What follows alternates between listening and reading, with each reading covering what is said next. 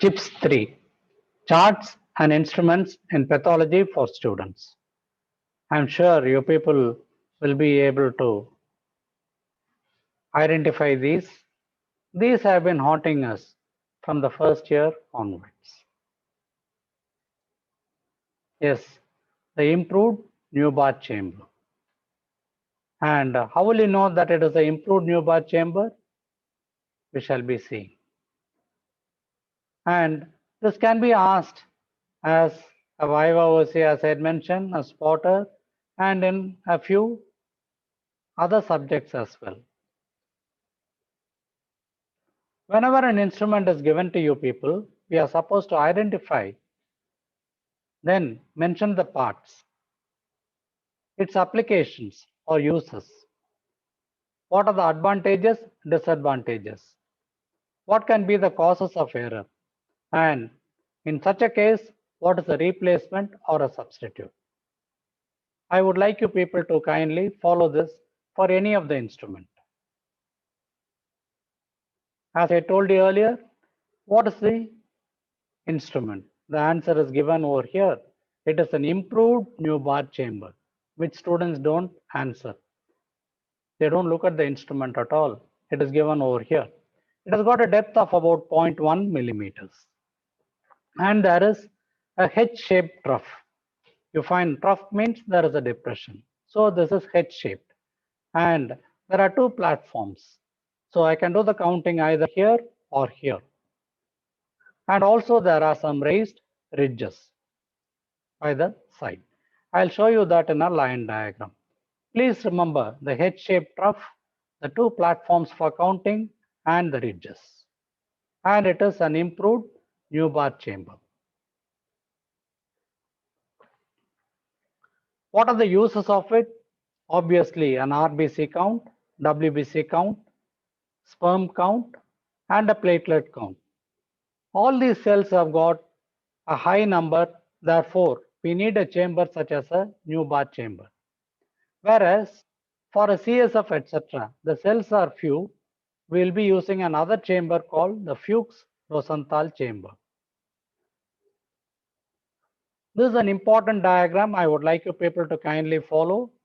I find that there is a thick cover slip, specially used for the Newbarth chamber. And this is the trough or the depression on either side. And this is the platform.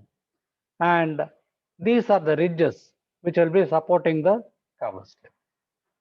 So the trough you people can make out the counting chambers, ridges, and the thick cover slip. A spelling is over here. And the depth of the chamber is about 1 millimeter. And whenever I do fill, I find that it will go in by capillary action.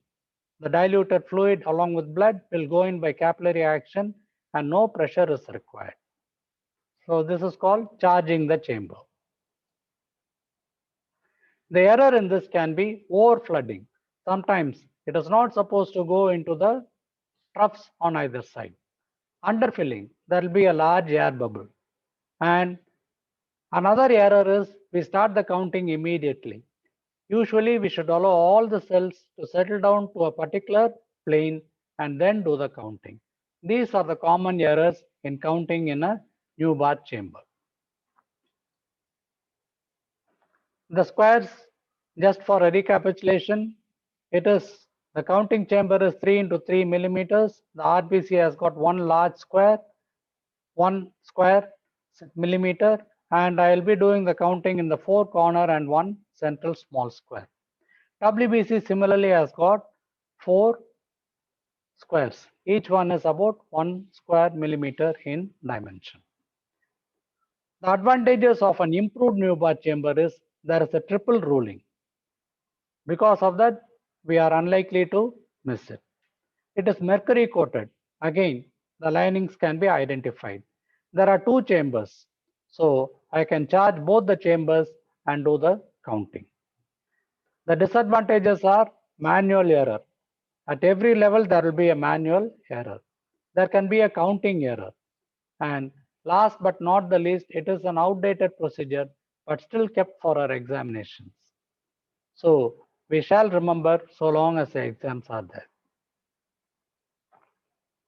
And regarding the replacement, nowadays we have got even automatic cell counters. Most of you will be aware of it, and it is being used in all the major hospitals and laboratories. I will not be going into the details of it. Automatic cell counter or a Sysmex cell counter, you people should mention. See you in CHIPS 4.